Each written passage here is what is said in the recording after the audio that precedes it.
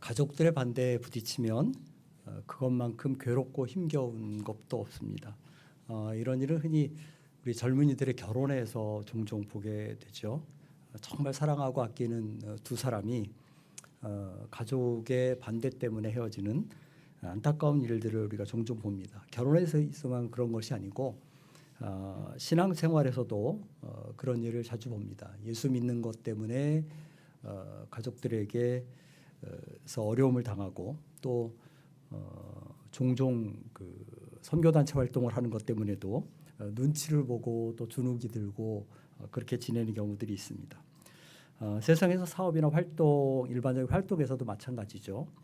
부모님이나 아내나 남편이나 또 자녀들이나 뭐 이렇게 나를 적극적으로 지지해주면 정말 마음이 든든한데 가장 가까운 가족이나 친척들이 반대하게 되면 우리가 하는 일이 더 힘들어지고 어려워집니다.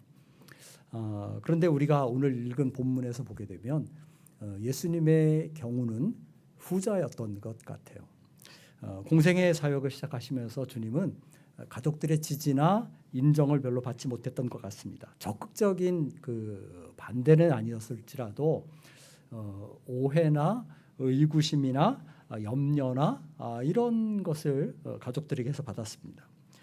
오늘 본문 말씀에서 예수님의 이런 상황을 우리가 보게 되고 주님이 거기에 어떻게 대처하셨는지 그리고 이 일이 우리에게 주는 깊은 영적인 진리가 무엇인지 그것을 살펴보려고 합니다. 우리가 읽은 본문은 31절에서 35절인데 사실 이 말씀은 20절, 21절에 이어지는 말씀이에요. 그러니까 중간에 22절부터 30절 사건이 끼어들어 있는 것입니다. 3장 20절, 21절을 보면 예수님의 친족들이 예수님을 붙들어 가려고 예수님을 찾아 나섰다 이렇게 얘기를 합니다. 그 다음에 그들이 나사렛에서 떠나서 지금 주님이 계시는 가버나움까지 오는 그 어간에 일어난 일이 22절부터 30절에 기록되어 있는 것입니다. 이 부분에는 예수가 귀신이 들렸다 그리고 사탄의 힘을 빌어서 귀신을 내쫓는다 하는 그 터무니없는 비난, 모함 이야기가 있습니다. 바로 이제 그런 와중에 나사렛을 떠난 사람들이 가버나움에 도착해서 예수님이 계신 곳에 도착해서 예수님을 찾는 것입니다. 사건을 차근차근 살피기 위해서 21절을 먼저 보면 이렇게 말합니다.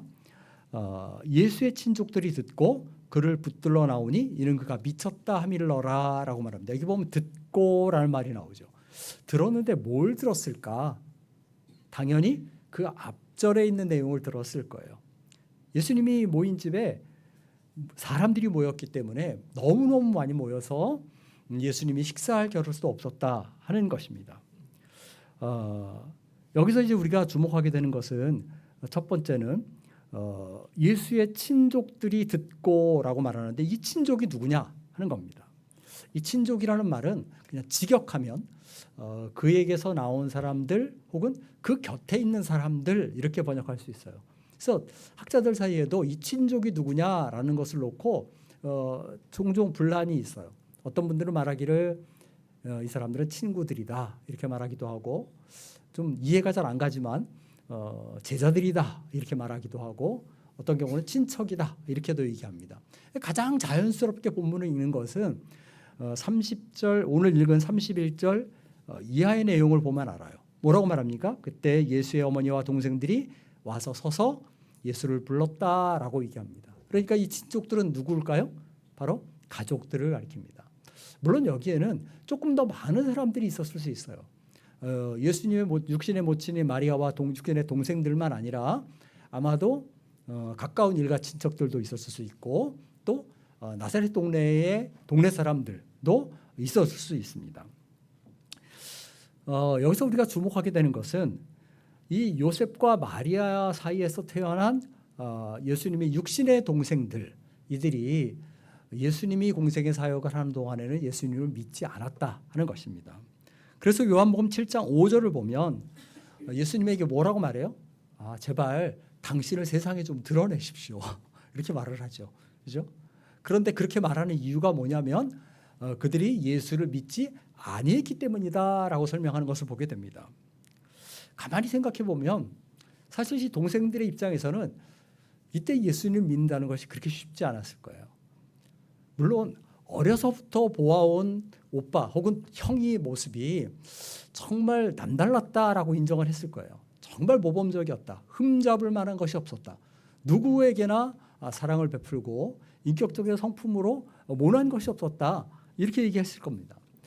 아마 신앙생활에서도 누구보다 열심히 보였고 경건했다라고 인정했을 거예요. 그런데 아무리 그래도 그런 내 오빠나 형이 오늘 갑자기 메시아다라고 하는 것은 받아들이기가 어려웠을 것입니다.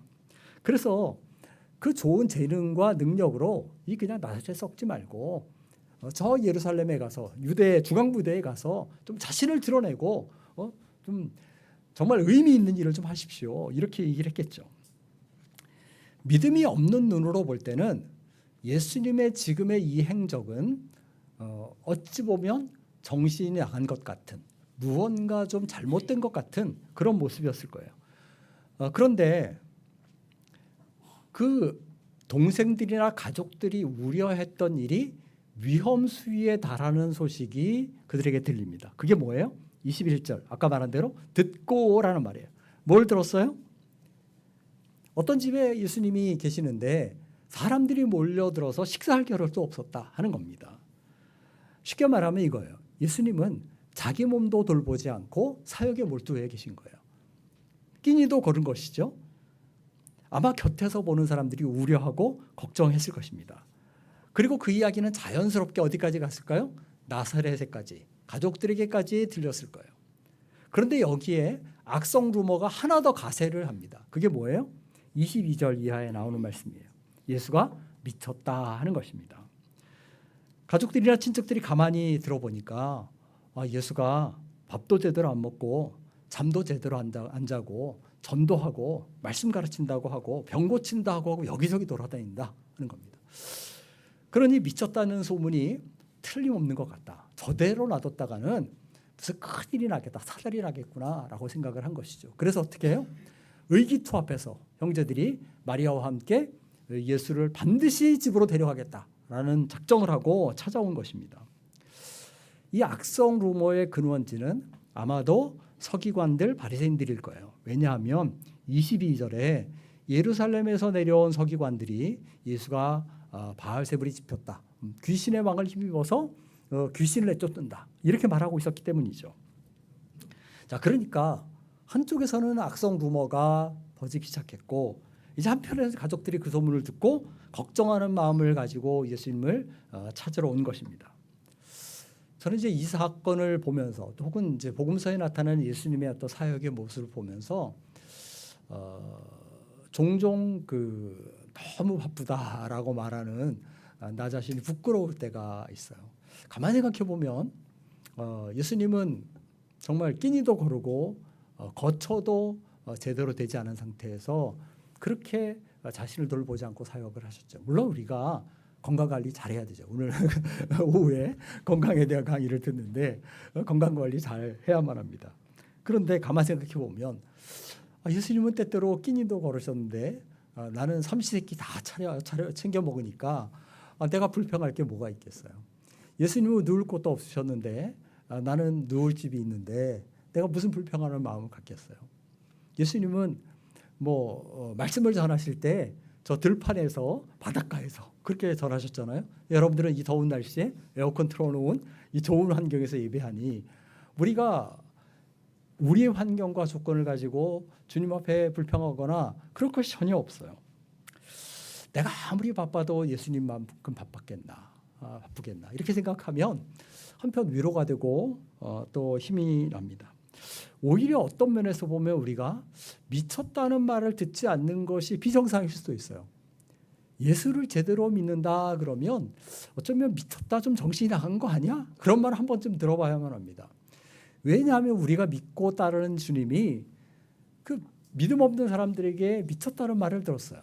그것만 아니라 사도행전 26장을 보면 사도 바울 역시도 미쳤다라는 말을 듣는 것을 보게 됩니다. 바울이 아그리파 왕과 베스도 총독 앞에서 자신의 회심에 대한 간증을 하죠. 그런데 바울이 얼마나 열정적으로 열심히 이야기를 했는지 베스도가 뭐라고 말해요? 바울아, 내가 미쳤다. 내가 공부를 많이 했다고 하더니 내 많은 학문이 너를 미치게 했구나 라고 얘기를 합니다. 바울이 죄수 신세이면서도 자신의 신분에는 개의치 않고 그저 아그리파나 베스도를 어떻게든 그들에게 복음을 전해서 주님께로 인도하려고 하는 열정을 보였기 때문에 이런 말을 들은 것입니다. 오늘날도 종종 우리가 이런 이야기를 듣죠. 특히 처음 복음을 듣고 예수를 만난 사람은 그 감격과 열정 때문에 종종 미쳤다는 이야기를 들어요. 가족이나 친구들이 이러죠. 쟤 어떻게 된 거 아니야? 정신 나간 거 아니야? 좀 이상한 데 빠진 거 아니야? 이렇게. 제가 보니까 우리 교회에도 가끔 그런 사람들이 있는 것 같아요. 부모님들이 이렇게 도대체 어떤 교회를 가나 그래서 같이 오시는 경우들이 있더라고요. 대학생들을 보면 전공 공부해야 되죠. 취업을 위한 스펙도 쌓아야 되죠. 알바도 해야 되죠. 해야 될 게 얼마나 많습니까? 그런데 어느 날 갑자기 예수를 믿는다더니 어느 교회를 나가더니 큐티한다고 하고 전도한다고 하고 성경 공부한다고 또 수련회 가죠. 단기 선교도 가죠. 그러니까 제 뭔가 잘못된 거 아니야? 이렇게 생각을 합니다. 그런데 이제 가만 생각해 보면 우리 주님이 미쳤다는 말을 들으셨는데 내가 미쳤다는 말을 듣는다고 해서 그것이 그렇게 큰 일이겠습니까?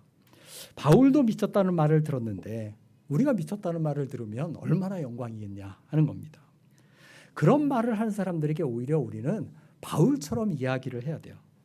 내가 미친 것이 아닙니다. 참되고 정신 차린 말을 하는 것입니다. 내가 이렇게 죄수가 된 것 말고는 당신도 나와 같이 되기를 원합니다 라고 말할 수 있어야 되죠. 여하튼 이 본문의 사건을 보게 되면 가족들이 예수님을 찾아 나선 것은 악한 의도라기보다는 걱정과 염려 때문이었어요. 그런데 31절 보면 오늘 본문 보면 예수님이 계신 곳에 도착하지만 안으로는 들어가지는 못합니다. 왜 그럴까요? 너무 사람이 아마도 많이 있었기 때문일 거예요. 마가복음 2장에 보면 중풍병자를 달아내리는 장면이 나오죠. 예수님 모이신 집에 사람이 너무 빽빽히 들어서서 이 환자를 안으로 데리고 갈 수 없었던 거예요. 그래서 그를 데리고 간 사람들이 어떻게 해요? 지붕을 뜯어서 위에서 달아내립니다. 아마 이때 상황도 마찬가지였을 것입니다. 그래서 가족들은 안으로 들어가지 못하고 사람을 통해서 예수님에게 말을 전하죠. 좀 나오라고 얘기했을 것입니다. 밖에서 면회를 신청한 것입니다. 그런데 예수님의 반응이 굉장히 의외예요.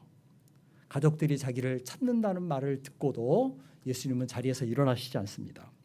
오히려 둘러앉은 사람들을 보면서 이상한 말씀을 하시죠.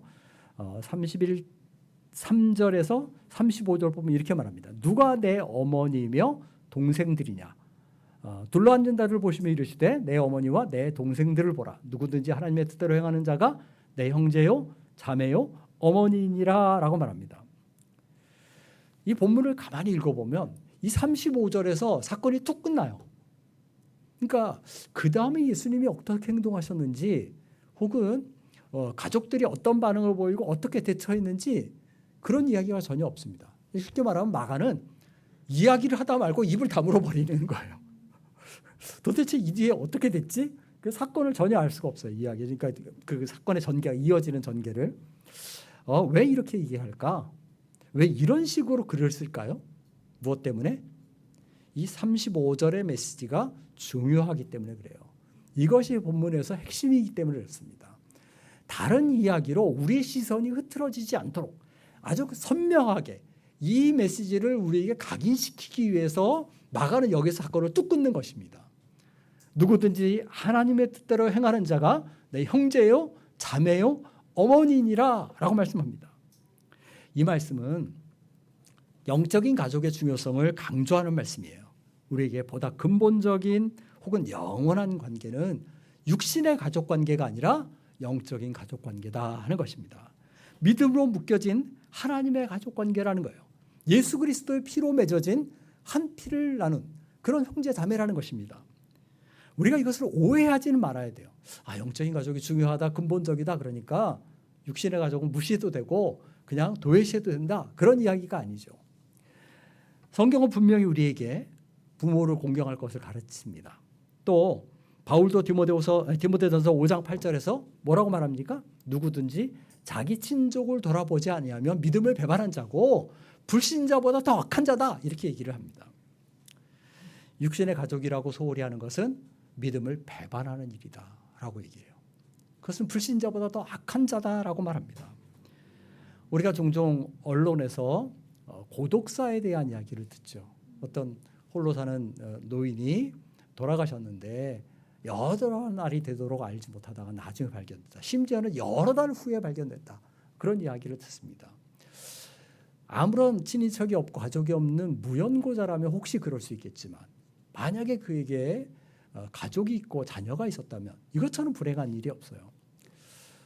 뭐 제가 어떤 그 정치인을 존경하거나 막 그런 일은 별로 없는데 제가 김영삼 전 대통령을 참 인정하는 하나가 있어요. 그분의 참 그 잘한 게 매일 아침마다 부친에게 전화를 했다고 하잖아요. 그래서 안부를 물었다는 겁니다. 저는 여러분들이 여기는 뭐 우리 하늘의 식구들은 보면 대부분 고향을 떠나서 서울서 생활하는 사람들이 많아요. 그런데 몸은 떨어져 있더라도 자주 부모님들에게 연락하고 돌아보고 살피고 그렇게 해야만 합니다. 필요한 것이 무엇인지 또 어디 불편한 곳은 없는지 어떤 문제가 없는지 그렇게 안부를 물어야만 합니다. 그것이 믿는 자들의 마땅한 도리다라고 하나님 말씀 우리에게 이야기를 합니다. 실제로 예수님도 가족을 소홀히 하지 않으셨죠. 성경에 자세한 이야기는 없지만 아마도 예수님은 공생애를 시작하기 전에 30세가 되시기 전까지 가족들을 돌봤을 거예요. 왜냐하면 오늘 본문에 예수님을 찾으러 온 사람 가운데 빠진 한 사람이 있어요. 그게 누구예요? 요셉이 빠졌어요. 그죠? 그러니까 육신의 부친인 그 양부라고 말할 수 있는 그 요셉이 없죠. 왜 요셉이 없을까요? 요셉은 아마도 일찍 죽었을 것 같아요. 그러면 요셉이 세상을 떠난 이후에 이 마리아와 그 동생들은 예수님의 동생들은 누가 부양하고 책임을 졌겠습니까? 예수님이 30세가 될 때까지 목수일을 하면서 아마도 돌보고 책임을 졌을 거예요. 그리고 동생들이 장성한 후에는 그 동생들이 가족을 부양하는 책임을 맡았겠죠. 그러니까 예수님도 공생애 사역을 시작하기 전까지는 가족을 잘 챙겼을 거라는 겁니다. 더구나 우리가 이것을 어디서 할 수 있냐면 예수님이 십자가에 돌아가시면서 제자 요한에게 어떻게 해요? 모친인 마리아를 부탁하는 것을 보게 됩니다. 마지막까지 아들로서의 책임을 다 하셔요. 따라서 주님이 여기서 누구든지 하나님의 뜻대로 행하는 자가 내 형제고 자매고 뭐 어머니다. 밖에 가족들이 있는데 그 사람들을 놔두고 이런 이야기를 하는 것은 육신의 가족을 소홀히 해도 된다. 그 말씀이 아니에요. 우리가 보다 중요하게 생각하고 더 그 근본적으로 관심을 기울여야 할 가족관계는 영적인 가족관계다. 이것이 소중하다 하는 것입니다. 우리 육신의 출생을 통해서 맺어진 관계는 이 세상에서 끝날 관계입니다. 그러나 영적인 출생을 통해 맺은 관계는 영원히 지속될 관계예요. 일례로 세상에서 부모와 자녀의 관계는 또 육신의 형제 자매의 관계는 죽음으로 끝이 납니다. 심지어 혼인을 통해 맺어진 사랑하는 부부 관계도 죽음이 닥치면 죽음을 맞으면 그 관계가 해소되게 돼 있어요. 성경은 천국에서는 시집가고 장가가는 것이 없다라고 말합니다. 그러나 우리가 믿음으로 예수 그리스도의 형제자매 된 이 관계는 죽음으로도 끊어지지 않는 관계라는 것입니다. 이렇게 생각하면 오늘 저와 여러분이 매주일 모여서 이 자리에서 예배하고 함께 교제하는 것은 뭐예요? 영원히 천국에서 우리가 형제와 자매로 나눌 교제를 미리 맛보는 것이다. 이 모임이 얼마나 소중한가 하는 것을 우리가 알게 됩니다. 이 관계는 어쩌다가 만나서 잠시 함께 지내다가 헤어지면 그만인 관계가 아니다라는 겁니다. 우리의 관계는 영원한 가족 관계예요. 자, 그런데 가족이다 그러면 가족 관계의 가장 중요한 부분이 뭐겠어요? 그것은 친밀함입니다. 그런데 그 친밀함은 무엇으로 표현돼요? 관심으로 표현된다 하는 거예요. 예수님의 육신의 가족들이 예수님을 붙들러 나온 이유가 뭐예요? 가족이기 때문인데 그 가족이 자녀가 혹은 형제가 걱정되고 염려되기 때문 아니겠습니까? 만약 가족이 아니라면 그렇게 마음 쓸 일이 없었을 거예요. 이것은 영적인 가족 관계도 마찬가지다라는 겁니다. 무슨 이야기냐면 우리가 말로만 서로 형제 자매 하는 것이 아니라 진정으로 예수 그리스도의 피로 맺어진 형제 자매라고 서로를 대한다면, 그렇게 알고 있다면 서로에게 무심할 수 없다는 거예요. 어떤 사람이 교회에 나오든지 말든지, 혹은 교회 안에 어떤 사람이 아픈든지 말든지, 혹은 누가 밥을 굶든지 말든지, 요새 뭐 밥 굶는 사람 없지만 그런 것에 무관심하다. 그렇다면 우리는 영적인 가족이다. 이렇게 얘기할 수 없어요. 우리는 예수 안에 한 가족이라고 일컬을 수 없습니다. 어떤 면에서 보면 초대교회는 이런 면에서 모범적이었다라고 말할 수 있어요. 초대교회가 왜 영적인 유무상통을 행했겠습니까? 자신의 재산을 바나바처럼 다 팔아서 사도들의 발 앞에 갖다 두고 그것을 핍절한 자들에게 나눠주는 그런 일을 왜 행했겠어요? 그저 단순히 선행, 윤리적인 도덕적인 선행의 차원이었겠습니까? 그게 아니고 그들에게는 영적인 한 가족으로서의 의식이 있었던 거예요. 오늘날 갈수록 이기주의가 팽배해져 가죠. 세상의 육신의 가족관계도 무너져 갑니다. 그런데 이런 세상 속에서 하나님의 교회 공동체가, 하나님 백성 공동체가 반드시 회복하고 드러내고 보여줘야 할 것이 무엇인가? 그건 바로 이 가족관계가, 특별히 영적인 가족관계가 얼마나 소중한가 하는 것입니다.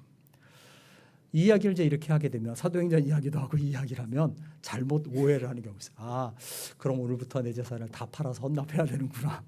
이렇게 잘못 생각할 수 있습니다. 이제부터는 사유 재산을 갖지 말고 우리가 다 재산을 공유해야 하는가. 아니면 따로 떨어져 살지 말고 다 한 군데 모여 살자는 이야기구나. 이렇게 잘못 들으면 안 됩니다. 중요한 것은 앞서 말한 것처럼 서로에 대한 관심이에요. 자기 삶에만 몰두해 있지 말고 믿음의 가족들을 살필 줄 알아야만 합니다. 누가 낙심해 있는지, 누가 어떤 어려움이 있는지, 혹은 시험에 든 사람은 없는지 돌아봐야만 합니다. 그리고 그들에게 위로의 말 한마디라도 건네고 격려하는 문자 하나라도 보내고 또 찾아가 만나기로 하고 그래야만 합니다. 아까 바울이 디모데전서 5장에서 말하기를 자기 친족을 돌아보지 않는 자는 믿음을 배반한 자고 불신자보다 더 악하다, 이렇게 얘기를 했어요. 이 말씀은 육신의 가족관계에 적용되는 것이죠. 그러나 더 나아가 생각해 보면 더더욱 어디에도 적용돼야 돼요? 영적인 가족관계에도 적용돼야 돼요. 우리가 만약에 한 가족이라고 말하면서 서로를 돌아보지 않는다면 우리는 믿음을 배반한 자고 불신자보다 더 악한 사람들일 수 있습니다. 자, 주님이 자기 앞에 둘러앉은 사람들을 보며 말씀하셔요. 내 모친과 내 동생들을 보라라고 말해요. 여러분들 한번 보세요. 옆에 계신 분들 누구예요?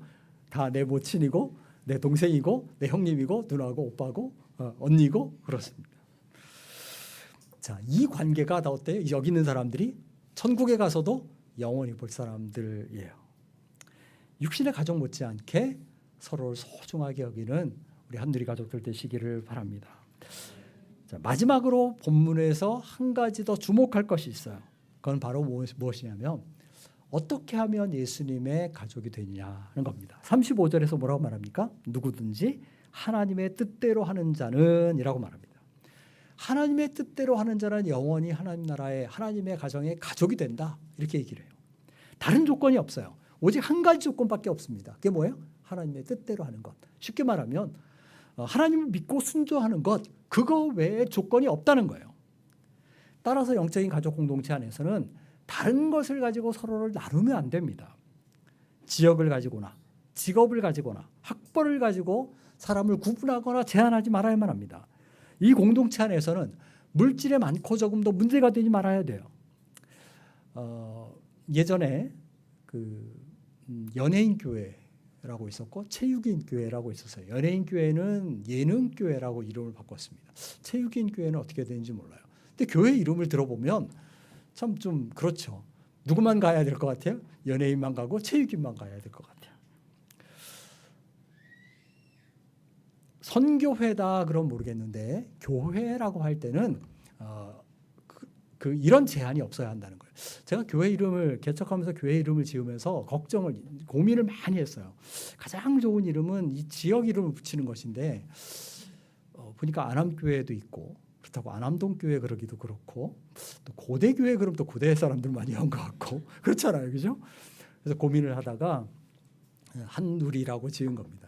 한이라는 말은 하나의 누리는 세상 이렇게 이해할 수도 있고 한은 크다라는 의미도 있고 또 한은 하나님을 의미하기도 하고 그래서 큰 하나님의 나라, 하나님 백성 공동체 이런 의미로 한누리라는 이름을 지었습니다.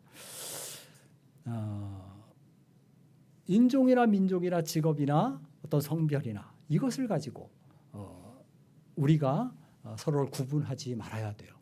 백인들만을 위한 교회도 없고 흑인들만을 위한 교회도 없습니다. 영적인 가족이라는 말에서 영적이라는 말의 의미를 한번 생각해 보세요. 영적이라는 말의 의미가 뭐예요? 이것은 신비한 연합을 나타내는 것이기도 하지만 쉽게 말하면 이 가족이라는 말에 붙을 때는 이런 의미예요. 육적인 제한이나 조건이 그 한계를 다 넘어선다 이런 겁니다. 육적인 조건이 더 이상 문제가 되지 않는다는 거예요. 그러니까 영적인 가족 안에서는 영남이냐 호남이냐가 있을 수가 없어요. 야당 여당이 있을 수 없습니다. 고대냐 연대냐 이게 있을 수 없어요. CC냐 IBF냐 DFC냐 이런 거 있을 수가 없어요. 고졸이냐 대졸이냐 기혼이냐 미혼이냐 여자냐 남자냐 이런 것도 문제가 되지 않습니다.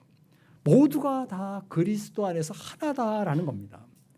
그러므로 교회 공동체 안에서는 내가 상대방을 조금 더 잘 이해하기 위한 것이 아니라면 때로는 뭐 출신 지역이나 배경이나 이런 걸 너무 따져 묻지 말아야 돼요. 그죠? 그게 뭐가 그렇게 중요하겠습니까? 우리가 서로에 대해서 따져야 하고 살펴야 할 가장 중요한 하나는 뭐예요? 그 사람이 참 믿음을 가졌느냐 하는 겁니다. 그들이 하나님의 뜻대로 행하느냐 하는 것만 주목해야 돼요. 주님의 말씀처럼 하나님의 뜻대로 하는 사람은 누구든지 그리스도의 형제요 자매요 모친입니다. 여기서 누구든지라는 말은 무제한의 의미를 갖죠. 그죠? 이것은 소수의 어떤 무리를 가리키는 것이 아니라 제한이 없는 무제한 굉장히 많은 사람들을 말합니다. 요한복음 3장 16절에 이렇게 얘기하죠. 하나님 세상을 이처럼 사랑하사 독생자를 주셨으니 이는 그를 믿는 자마다 멸망하지 않고 영생을 얻게 하려 하심이라 이렇게 얘기하죠. 근데 거기서 자마다라고 말할 때 이 자마다가 누구든지죠. 이 말씀은 제한이 없다는 것이에요. 몇몇 사람이 아니라 무한히 많은 사람을 가리킵니다. 그래서 이 누구든지는 영적인 가족 공동체가 문이 닫혀 있는 폐쇄적인 공동체가 아니라 문이 열려져 있는 개방적인 공동체다라는 것을 우리에게 가르쳐요. 여러분이 잘 알다시피 저는 성장지향주의자가 아닙니다. 그러나 분명한 것은 주님은 우리에게 지금 이곳에 앉아있는 요 사람들끼리만 교제하고 우리끼리만 재밌어하고 좋아하는 것을 원하시지 않는 거예요. 여기에 더 많은 사람들이 하나님 백성들로 가입이 되고 포함되기를 원하시는 것입니다. 예수님이 누구신지라고 말씀하실 때 주님은 분명히 그 자리에 있는 사람만 아니라 더 많은 사람들을 염두에 두고 이야기를 하셨을 거예요.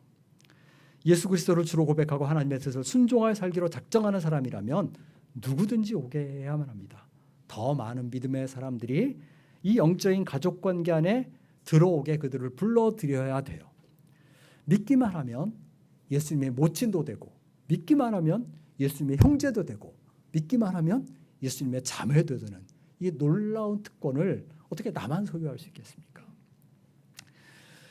제가 예전에 드라마 태조 왕건 드라마를 열심히 봤어요. 재미있었어요. 근데 거기에 아주 특이한 표현이 하나 나오더라고요. 그게 뭐예요? 형님폐하라는 말이에요. 그러니까 왕건이나 견훤의 의제들이 그 왕을 부를 때 뭐라고 하면 폐하 이렇게 부르지 않고 형님 폐하 이렇게 부르더라고요. 야, 저게 어법이 맞나? 이제 이런 생각을 하다가 가만히 생각해 보니까 예수님이야말로 우리가 형님 폐하라고 부를 수 있는 왕이시잖아요, 그죠?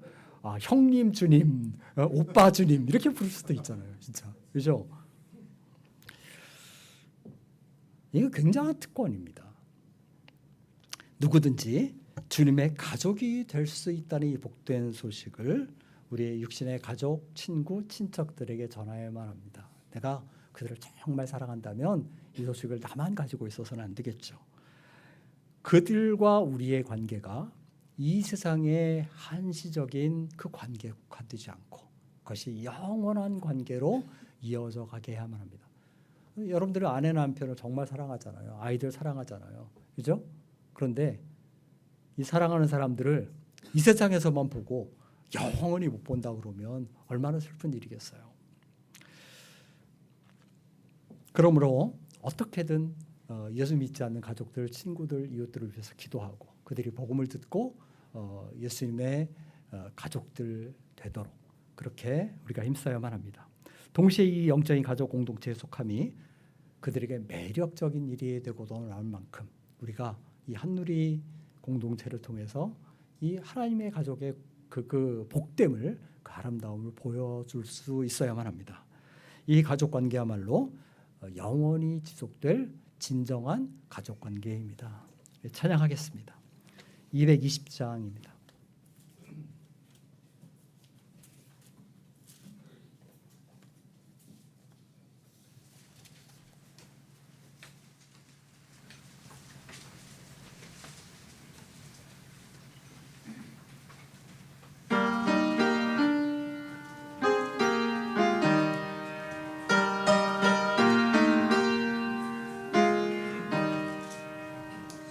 사랑하는 주님 앞에 영제자의 한자리에 크신 은혜 생각하며 즐거운 찬송 부르네.